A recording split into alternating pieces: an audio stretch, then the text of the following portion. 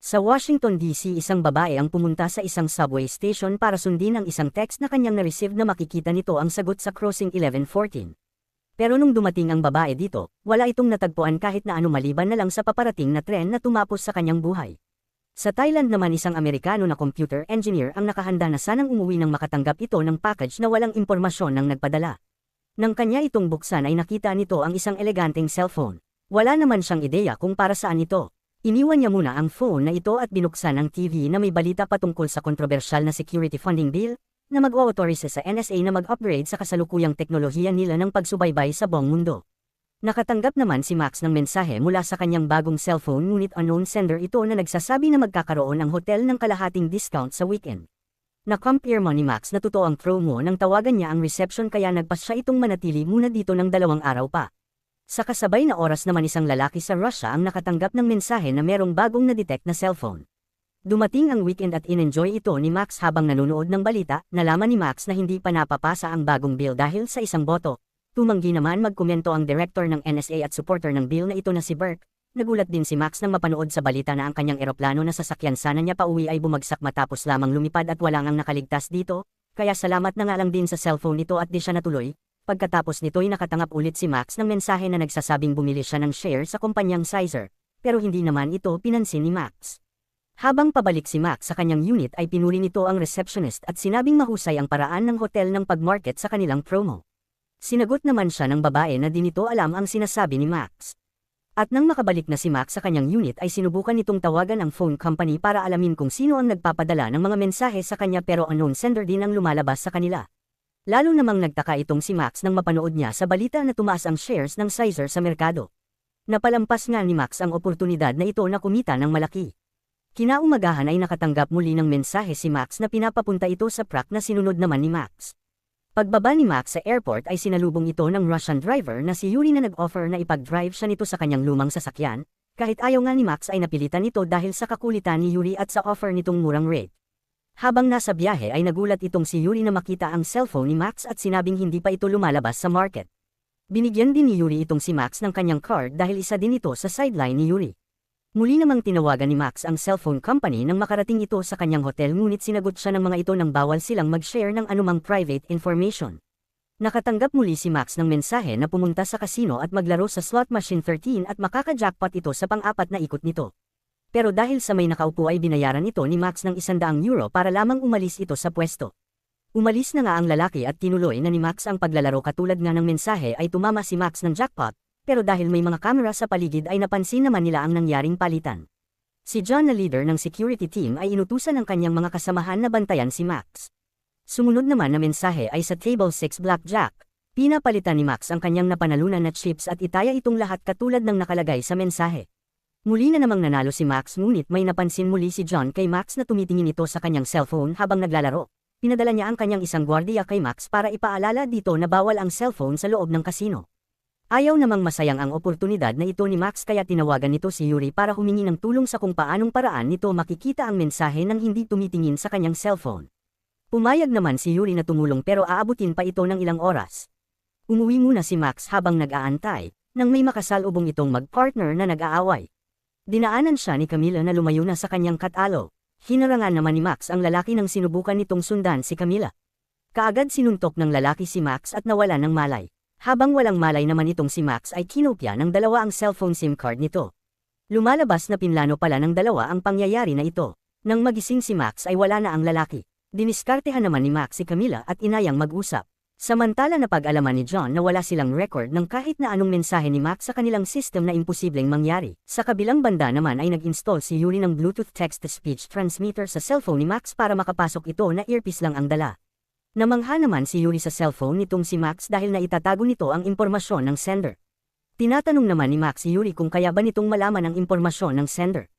Sumagot naman si Max na kakailanganin nito ng mataas na antas ng hacking at sa Moscow nga lang daw niya ito magagawa dahil andoon ang mga mas advanced na teknolohiya at mga connection nito. Bumalik ulit si Max sa casino at sinunod ang mga instruction na kanyang naririnig, at muli naman siyang nanalo ng jackpot. Nakita na muli ni John na nanalong muli si Max, kaya hinabol nila palabas ng casino. At nang malapit nang makalabas sana si Max, ay binangga ito ni Dave na isang FBI special agent at kaagad inaresto si Max. Sinubukan namang kuhain ito ni John pero hindi siya pinakinggan ni Dave at umalis habang nagpapaalala kay John na hindi na siya FBI agent. Dinala naman si Max ni John sa isang abandonadong warehouse para questionin tungkol sa kanyang cellphone at tinutukan ito ng baril. Sinabi ni Max na wala talaga siyang ideya tungkol sa bago niyang cellphone. Naniwala naman si Dave kay Max at iniwan na muna ito. Kaagad naman nasundan ni John ang kinaroroonan ni Dave. Dahil sa kulit nitong si John ay napilitan si Dave na sabihin ang kanyang pakay kay Max. Sinabi nito na iniimbestigahan nila ang mga taong nakakatanggap ng mensahe na naglalaman ng financial tip. Puro nga mga kano ang nakakatanggap nito at mukha namang mga random na tao. Ang una nga ay isang lalaking executive sa isang major credit bureau, ang pangalawa ay isang realtor at ang pangatlo ay isang babae na nasagasaan sa subway na isang IT administrator sa Department of Defense. Ang isang ng mensahe na natanggap ng babae ay patayin ang firewall sa loob ng Pentagon server. Hindi din nila matrace ang nagpadala ng mga mensahe at namatay na ang mga ito sa hindi maipaliwanag na dahilan kaya't hindi na nila ito makausap pa. Mabuti na nga lang daw ay naabutan pa nila itong si Max salamat sa advanced spying system ni Burke. Nagkasundo ang dalawa na magkasama nila itong tatrabahuhin. Sumama na din si Max sa mga ito para makaiwas sa pagkakulong. Itinabi muna ni Dave ang cellphone at pinagbawalan si Max na lumabas ng hotel para na din sa kanyang kaligtasan. Kinabukasan ay pinuntahan ni John ang may-ari ng kasino na si Mueller na nag-utos sa kanya na hanapin si Max sa kahit anumang paraan at tao na nasa likod ng mga mensahe na ito. Tinawagan ni John si Burke na pumayag na gamitin ang tracking system nito ng 3 oras. Sa hotel naman ay tamad na si Max nang makatanggap ng tawag kay Camila. Uminom sila ni Camila sa bar na nasa loob ng hotel at pinag-usapan ang mga nakakatawang bagay na nagawa nila. Sa kasamaang palad ay naputol ito dahil sa pagdating nila John at Dave na kinuha si Max para magplano. Kailangan nga ng kanilang grupo ng 3 mensahe mula sa sender para malock nila ang lokasyon nito. Kaya't kinakailangan ni Max na sundin ang lahat ng nakalagay sa mensahe. Binigyan ni John si Max ng mga chips para muling makapaglaro sa kasino ngunit sa kasamaang palad ay natalo ito. Nakatanggap siya ng mensahe na nagbibigay kay Max ng babala na kapag pinatay niya pang muli ang cellphone ay papatayin nila itong si Max, natakot si Max dito sa kanyang nabasa. Naging sapat naman ang mensahe na ito para matrack nila ang sender sa Maryland, USA. Nang marinig ito ni Burke ay ipinag-utos niya na patayin kaagad ang lahat ng kanilang tracking system at tinawagan si Dave na ihinto ang kanilang misyon dahil mukhang involved dito ang kanilang Echelon program. Sinunod ito ni Dave at sinabi kay John na classified ang impormasyon kung bakit ipinahihinto ang mission. Nahulaan naman ito ni John. Sa NSA, di naman malaman ni Burke ang gagawin kung paano malalaman ang nanghak sa kanilang program, kahit ang kanilang system ay walang mapakita tungkol dito. Ipinaalam naman ni John kay Mueller na umalis na si Dave dala ang cellphone at ang kanyang teorya nga tungkol sa Echelon.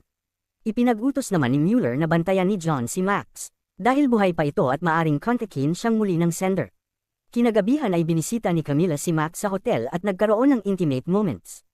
Kinaumagahan habang busy itong si Max ay nakatanggap ng tawag si Camila na kailangan nitong gawing abala si Max sa loob ng kanyang unit. Sa kabilang banda ay nakatanggap ng text ang cellphone na may address, kaya't ipinag-utos ni Burke kay Dave na magdala ng agent na magpapanggap na si Max. Tama naman ang kutob ni Dave na hindi nila maloloko ang sender dahil namatay ang agent matapos may magmanipula sa stoplights. Sa hotel naman ay busy itong si Max sa pagkalap ng impormasyon tungkol sa Echelon na may kakayanan na mag-espiya sa bawat tawag at email ng mga tao. Ang bagong sistema na ito ay hindi pinahintulutan ng Kongreso na magbibigay sana sa NSA ng kakayanan din na maglagay ng kamera sa bawat tahanan.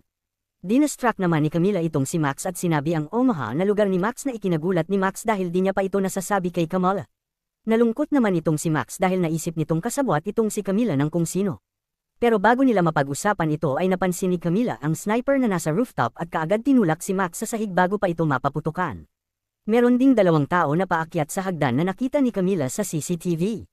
Dali-daling tinago ni Camila si Max at pilit inaabot ang kanyang baril na itinago sa ilalim ng lamesa. Nakita siya ng sniper at pinaputukan na tumama naman sa kanyang braso. Iniwan na lang niya ang baril at sinaksak ang pinto ng bakal bago magtago. Napatay ng bakal na ito ang isang kalaban ngunit nagawa naman ng isa na makapasok sa loob. Narinig nito ang ingay sa banyo na gawa ni Max. Para mailigtas si Max ay tinakbo ni Camila si Max na di alintana ang sniper para lamang labanan ang lalaki. Nagawang pabagsakin agad ng lalaki si Camila, pero tinulungan ito ni Max sa pamamagitan ng pagsaksak sa lalaki sa binti na nagbigay daan kay Camila para patayin ang lalaki. Tumakbo naman ang sniper nang marinig ang paparating na mga pulis. Bigla naman pumasok si John sa banyo na kasabwat ni Camila. Dahil nakompromiso na nga itong unit ay inilayo na ni John si Max. Nakita naman ni Dave ang isang mensahe sa cellphone na nagsasabing nakikita siya nito at nais ng sender si Max at kung hindi ay papatayin nito si Dave. Sinabi naman ni John kay Max habang nasa kotse na hindi nito basta-basta matatakasan ng NSA kaya't kailangan muna nilang magtago. Gusto naman ni Max na pumunta ng Russia at makita si Yuri na nagbabaka sakali na mas makakalap pa ng impormasyon tungkol sa SIM card. Tumanggi si John pero naging mapilit si Max dito at sinabing mas advance ang kagamitan ng Russia kesa sa USA at dahil wala na din naman silang mapupuntahan pa. Mabuti na lamang ay nakopya nila ang SIM card salamat kay Camilla at humingi sila ng tulong kay Mueller para sa ligtas na biyahe papuntang Russia. Nang marating na nila ang Moscow ay natrack sila ng spying system ni Burke at ipinadala si Dave. Pinuntahan na ng dalawa si Yuri na nangako na wala itong alam dito, pagkatapos nga siyang takutin ni John na kailangan nitong tulungan at matapos sila sa loob ng 3 oras. Naglakad-lakad muna ang dalawa sa labas at nalaman ni Max ang dahilan kung bakit umalis si John sa FBI. Tutol nga itong si John sa plano at pulisiya ni Burke. Pagkatapos naman ng 3 oras ay bumalik sila kay Yuri at nalaman na walang naka-access ng Echelon para makapagpadala ng mensahe. Ang Echelon mismo ang nagpapadala nito, lahat nga ng mensahe na pinadala nito ay galing din mismo sa impormasyon na nakalap ng system. Nalaman nito na babagsak ang eroplano dahil na-intercept nito na may problema sa fuel. Nalaman nitong tataas ang stock ng Caesars dahil nabasa nito ang mensahe ng may-ari kasama ang mga stockholders. At dahil naman sa kakayanan nitong bumilang ng mabilis sa baraha at sundan ang pattern ng slot machines. Naputol ang kanilang pag-uusap nang may mga dumating na FBI agent. Tumakbo kaagad ang dalawa at nagnakaw ng sasakyan para makatakas. Naging simula ito ng habulan sa lungsod, na corner naman ang dalawa nang biglang may dumaan na tren.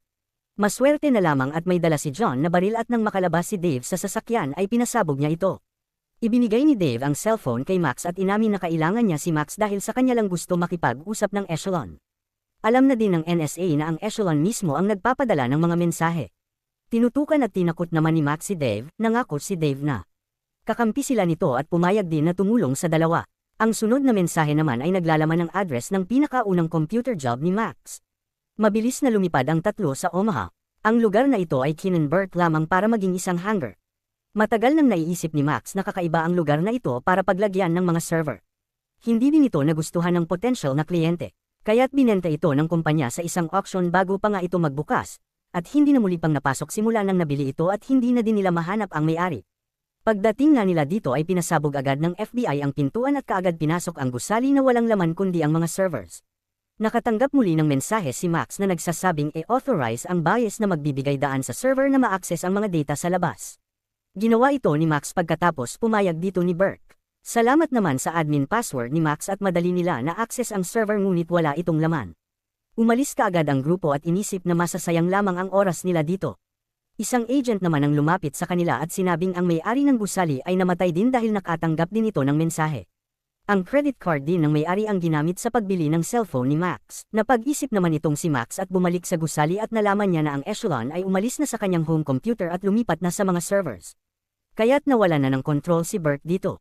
Naliwanagan din sila na gustong umalis ng Echelon dito kaya't napili nito si Max dahil siya lamang ang may hawak ng susi dito.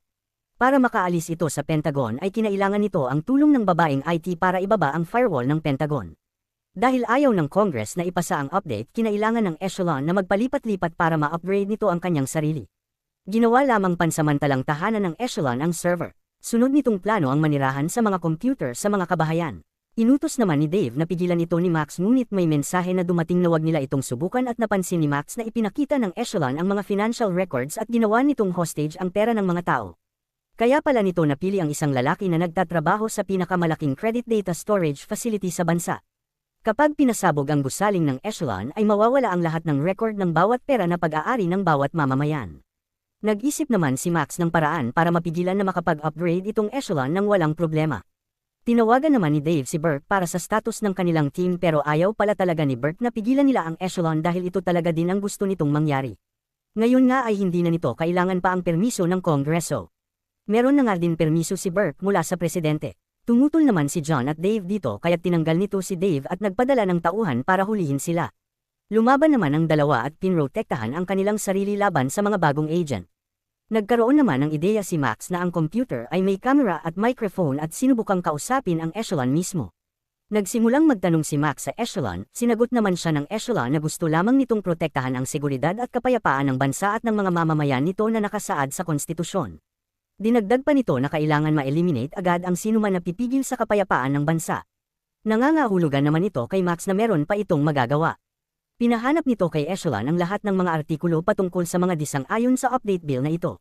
Nang malaman ng Echelon na siya pala ay maaring maging hadlang sa kapayapaan ng bansa ay pinatay nito ang kanyang sarili bago pa tuluyang matalo ng FBI si John at Dave at arestuhin ang tatlo. Pagkatapos nito nagpaliwanag si Burke sa presidente at inako ang responsibilidad sa gulong nangyari. Ibig sabihin din nito na kakailanganin ni Burke na humarap sa Senado para magpaliwanag. Nasiguradong magdidiin sa kanya sa pangyayari. Masaya naman si Mueller nang malaman na ayos na ang kanyang problema. Pinakawalan din si Max sa kulungan, salamat naman kay Camila na nagbayad ng piyansa sa grupo. Nalaman din nila na walang planong magdemanda sa kanila dahil ayaw nilang malaman ng publiko ang nangyari. Tinanggap naman ni John ang offer ni Dave na bumalik na sa agency. Habang si Max naman ay kasama ni Camila ay sinabi nitong si Mueller ang nagbigay sa kanya ng pera para sa piyansa at nagbigay din ng malaking halaga kay Max bilang pasasalamat. Naisip naman ni Max na kailangan nito ng bakasyon kaya inanyayahan nito si Camila na sumama sa France dahil ito ang kanyang pangarap. Nakatanggap din si Max ng mensaheng pagbati mula kay Yuri para sa isang maayos na trabaho. Si Yuri naman ay nanatili sa Moscow na malaki ang pinagbago. Sinuot nito ang kanyang captain uniform dahil parte talaga ito ng Russian Security Service. Ang lalaking naunang ipinakita, ang boss ni Yuri at pinuri ang galing ni Yuri sa mission at pagtulong nila sa mga Amerikano na gawin ang tama. Hanggang dito na lamang ang aking movie recap mga kaibigan, sana ay nagustuhan nyo, palambing na din ang inyong like and